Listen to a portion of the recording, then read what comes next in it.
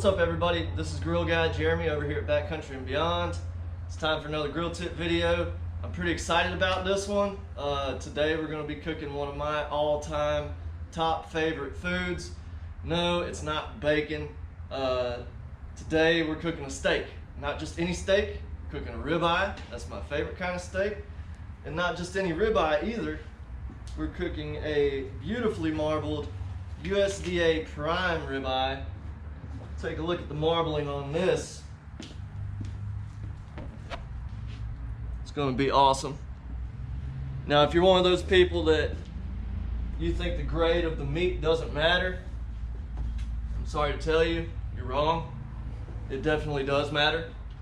Highly marbled beef not only has a much better flavor and texture, but it's actually better for you. It's lower in the unhealthy fats, higher in the healthier fats like oleic acid, stuff like that. I won't get into too much detail on that. Just do a Google search. You'll find plenty of information to back up that claim. So first thing we're going to do is we're going to season this steak really well. I've got some pepper here. I like to use pepper medley. It's not just black pepper. This has got black peppercorns, pink peppercorns, green peppercorns. It's really good. I've also got some pink Himalayan salt. This stuff is awesome. If you never tried it, I highly recommend it. If you don't have this, use some kosher salt. I wouldn't recommend table salt. It's just a little too salty for my taste. Either use something like this or use some kosher salt. It's going to be a lot better. I'm going to use some Traeger blackened Saskatchewan rub. This stuff is really good, has a really nice color to it, makes a really nice crust on a steak. And if you're wondering why I've got the cast iron out, we're also going to do some garlic herb butter to go with our steak. So let's get right to it. First of all, we're going to season this steak. The way I do mine is I'll season both sides pretty well with just salt and pepper. And then after I do that, I'll put a little sprinkle of the blackened Saskatchewan on there. That's going to give me that extra color and that extra crust, a little bit of extra flavor. It's going to be awesome. So I'm going to go fairly light on the salt and pepper since I'm using the Traeger rub as well. I don't want to get too crazy with it.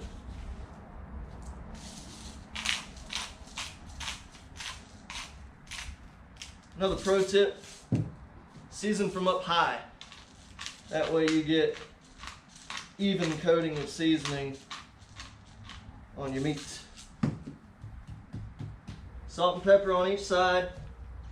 And we're going in with the blackened Saskatchewan. This stuff is awesome. If you haven't tried it before, I highly recommend it.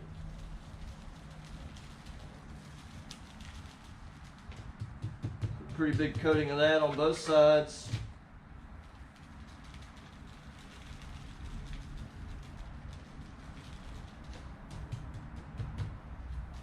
And then last but not least, this is a pretty thick, big cut of steak, so I want to get all around the edges as well. Make sure and pack that flavor in there.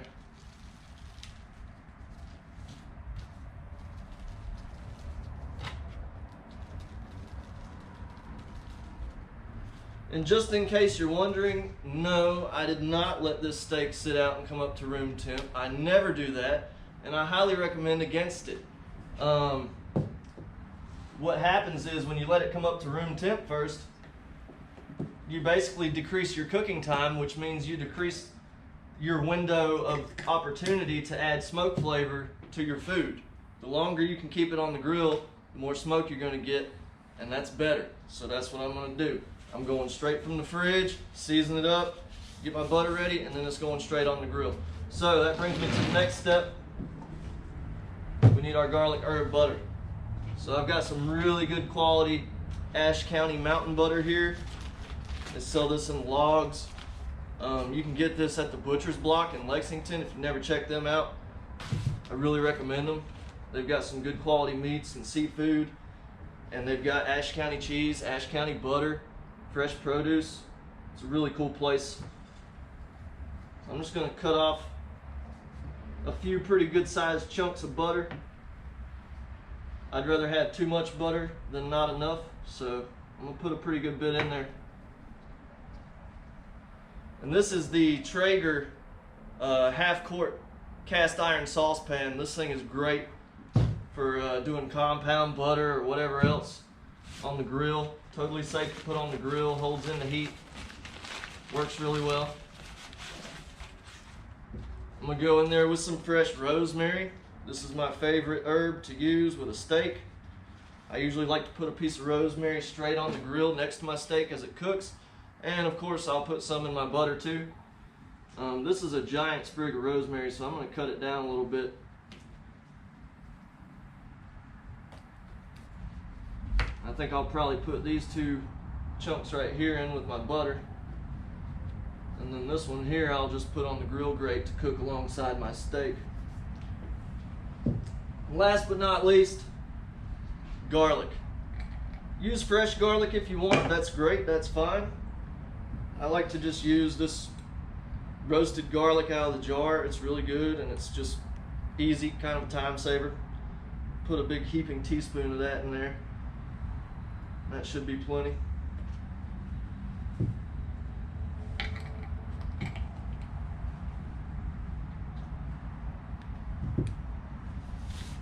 All right, now let's take this out to the grill.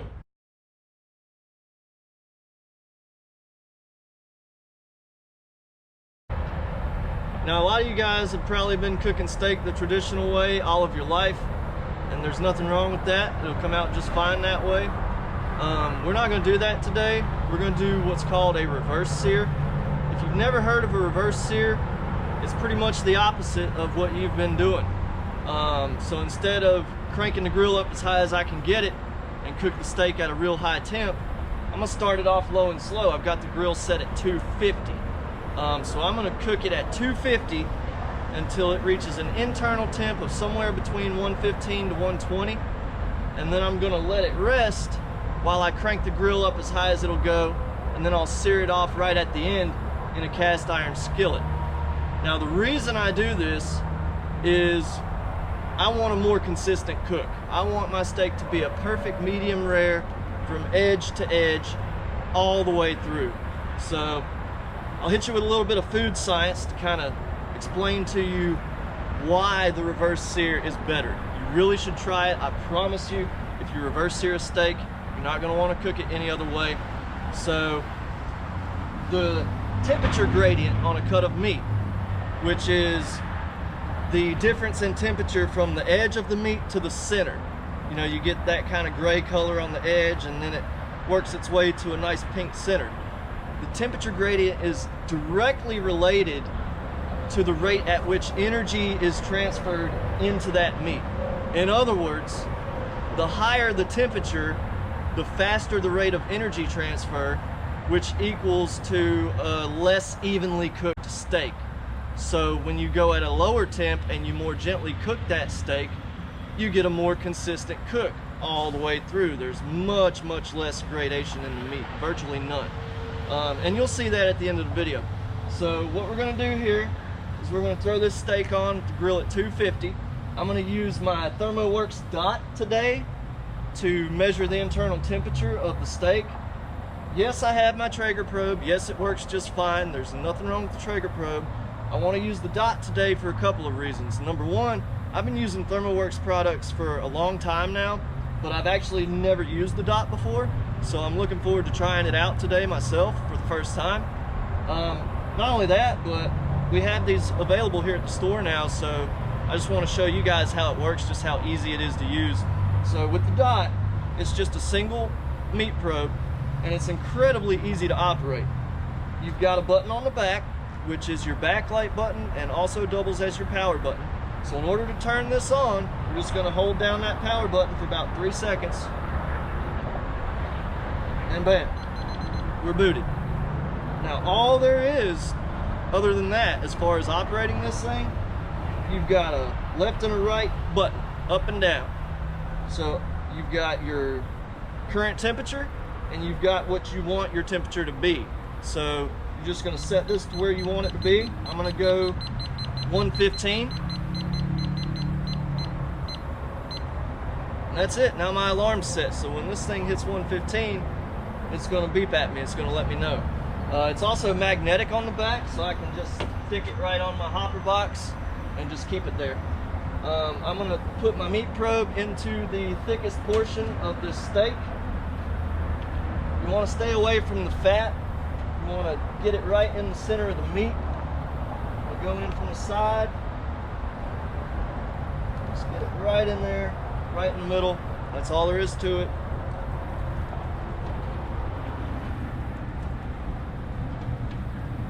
Steak goes on the grill. Got me a little sprig of rosemary to add a little extra aroma and flavor. I've got my garlic herb butter here. It's going on the grill now.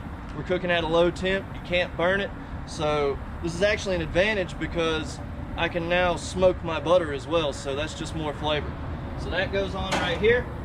And the last thing I'm gonna do, this is the cast iron pan that I'm gonna sear my steak in when it comes up to temp. I'm gonna go ahead and put it on the grill right now too. I'm gonna go ahead and get that thing warming up so that way when I crank the grill up to high, it won't take as long to preheat my cast iron. That's a very, very important step when you're using cast iron. You have to preheat it, otherwise it's pointless.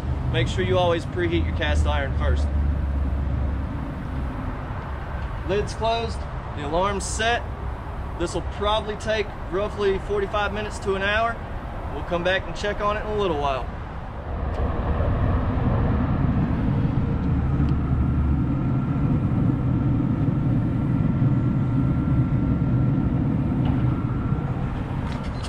Alright guys, so it's been right at about an hour.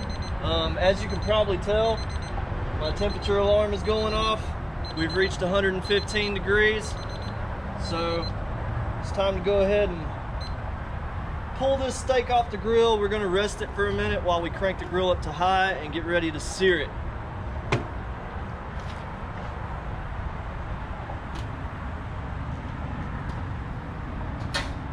Remember, always exercise caution when you're removing the meat probe. It's going to be very hot.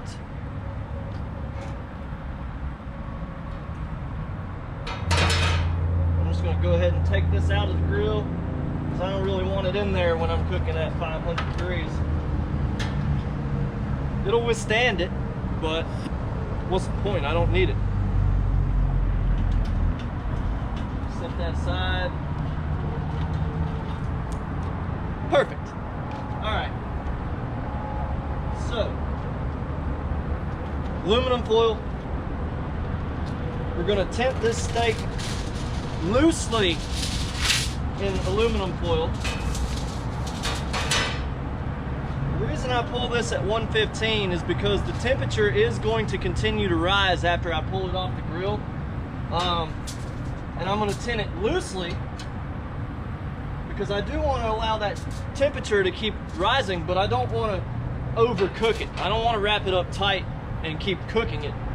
I just want to tent it loosely. Just like that. And we'll set this aside. Another important step that you want to remember here is you need to go ahead and pull your butter off the grill.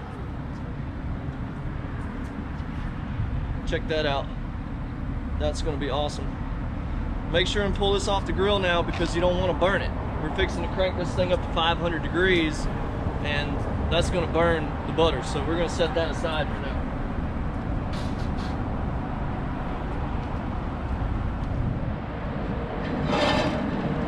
Got our cast iron pan that we're going to sear in. Put it right in the middle. Leave it on the grill. You want to preheat your cast iron. Always preheat your cast iron. And we're already halfway there because I put the cast iron on the grill right from the start. So, 500 degrees, if you got it.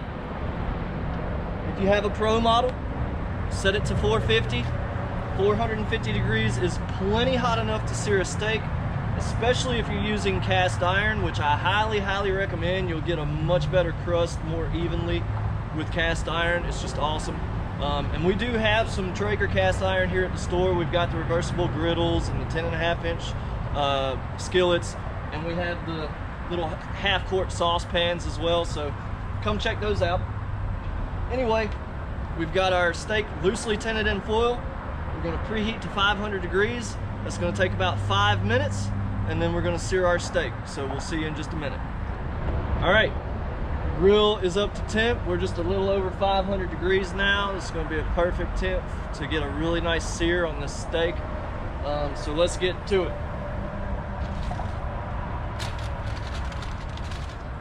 My beautiful USDA prime ribeye here.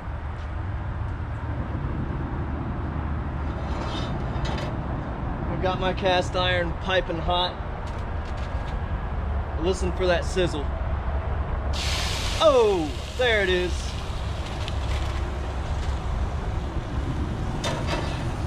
Right back on the grill. Put some of this garlic herb butter that we melted down, some of this rosemary.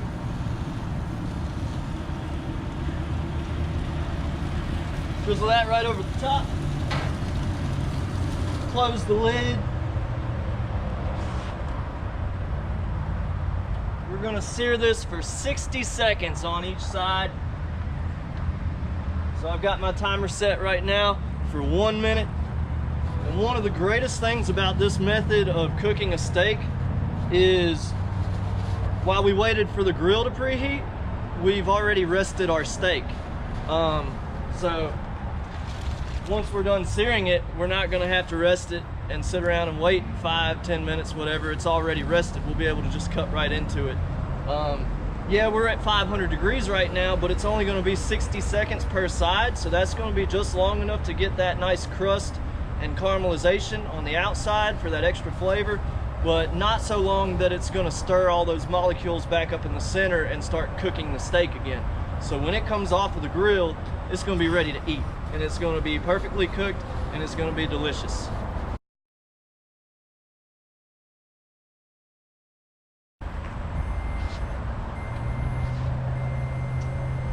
All right, so our first 60 seconds is up. Very important, when you get to this step of the cook, you need to be right by the grill because this is gonna go by really fast. So don't walk away, stay next to the grill for this part.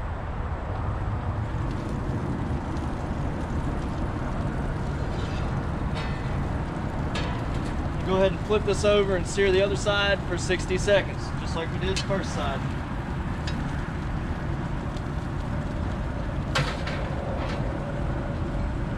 Take the rest of my garlic herb butter.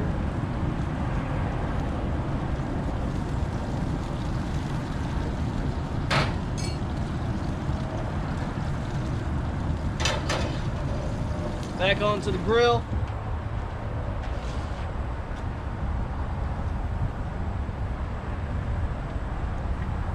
Timer is set.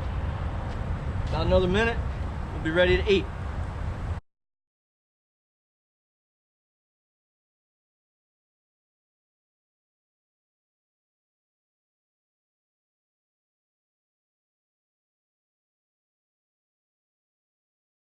All right, my alarm just went off. Time is up. Time to pull this steak off the grill.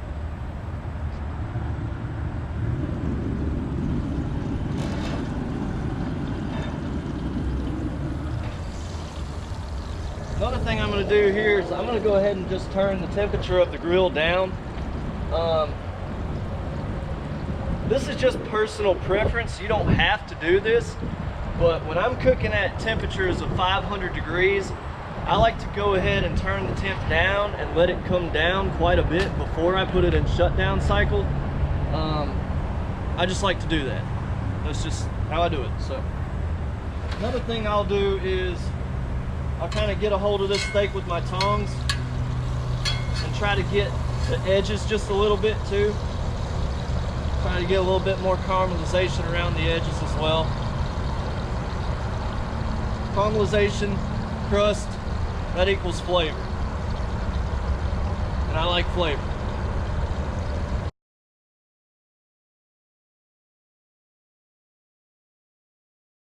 And that's it. I'm about to take this bad boy inside. We'll get everything ready and then we'll cut into it and have a taste. See you in just a minute. All right guys, this steak is ready. Check this out. You can already see some of the juices running. You know this is going to be really juicy and flavorful in the center. It's got a nice crust on it. It's going to be awesome. That's the beauty of cast iron. Highly recommend it. Now is the moment of truth. It's time to slice.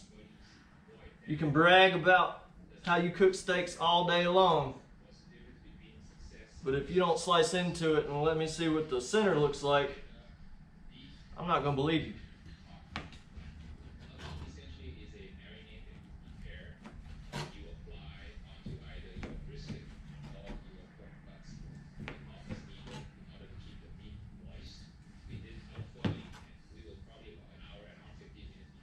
That looks good. This is why I do the reverse sear. You got pink almost all the way to the very edge. There's very little gradation in the color of that meat. It's pink all throughout. It's going to be awesome. Speaking of, I think it's time for a taste test. See just how tender this really is.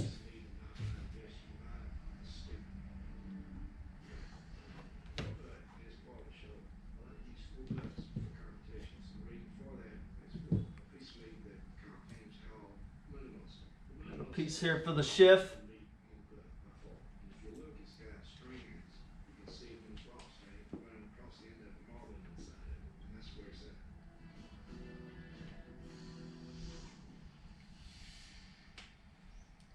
Wow. Well, that's some juicy steak.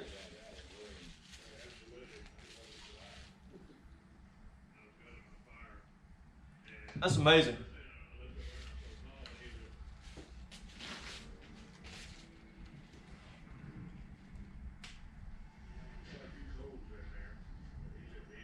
Of course, can't forget about the guy hiding behind the camera. You know he needs a slice too.